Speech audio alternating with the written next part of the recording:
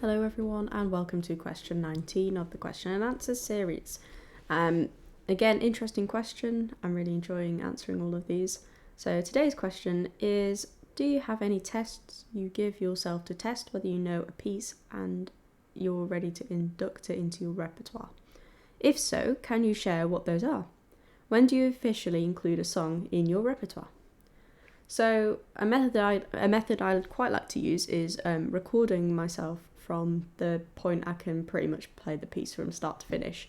A lot of pieces I've been playing, one I'm doing quite at the moment is it's got repeats in there that sort of jump from different points on the page, and then has like a different section at the end.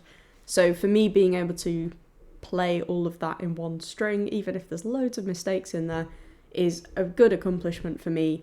And from that point onwards, I like to occasionally record myself so then I can actually see how far I've came from just putting the odd bit of practice in there occasionally over time.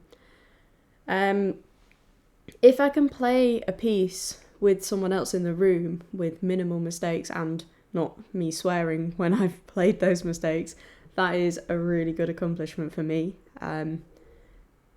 Playing on your own when no one's in is one thing, but being able to play when at least one other person is listening is, completely different. Where I live in my flat, my piano is right near the main door of the building, so if I hear even just the postman coming to put the letters in the postbox, or someone coming in and I can hear that they're in the hallway, the chances are they can probably hear that I'm playing the piano. And that scares me, and by that point I end up making mistakes, and sometimes I just have to stop because I just feel a little bit, particularly because I don't know these people that live here, so it's a bit strange. But yeah, playing with someone, some ears that are listening, whether that's, on over Zoom or phone call or whatever, or someone physically being there, really good way of knowing if you can play the piece to the extent you thought you could. But personally speaking, my repertoire nowadays isn't exactly existent because I'm not actually I don't class myself as a performer. Just because I'm a musician, it doesn't mean I'm a performer. You can be a composer, you can be a community musician. You don't necessarily perform. Obviously, I play things, but because I'm teaching a lot of the time, I'm playing quite basic things. And I don't have all the time to be a performer, to be a leader, to be a teacher. I have to make sure I prioritise those things. I can't just always perform. It takes up a lot of time to do that, actually, to practice and things. So most of the things I learn are actually like product based. I'm learning them for something. I'm learning them for a band I'm in. I'm learning them for a project. I'm learning for accompanying someone. Sometimes that is a project, that is just a solo thing. Like there's something I'm doing soon that is for Your Space music lessons. Shout out to them. If you want music lessons, go hit them up. I will put the link in this video. They're really amazing. There's loads of teachers, so you can definitely find the instrument you want to play.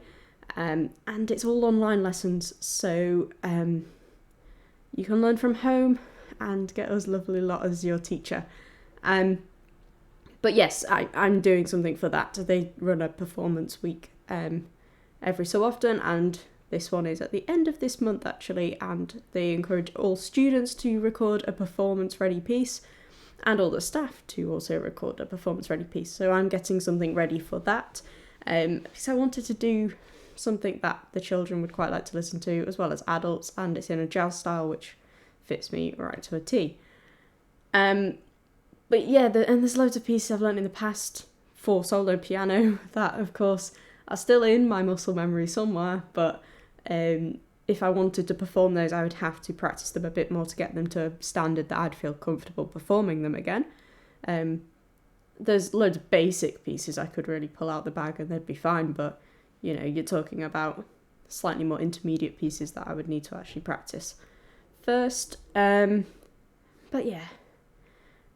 Most of the time, if I do practice something for myself, it's because it's of an arrangement of a song I like, and I like that style of arrangement, or I want to learn a new style or get better at a new style or a new skill. yeah, I don't really have a repertoire as such. But yeah, that said, when I have accompanied people, I have actually really enjoyed just the pieces without the melody on top. It's actually been quite nice sometimes. But then there's other instances like where pieces don't sound good or parts don't sound good on their own. So there's always that to think about as well. But yeah, hope that answers your question. Cheers, bye.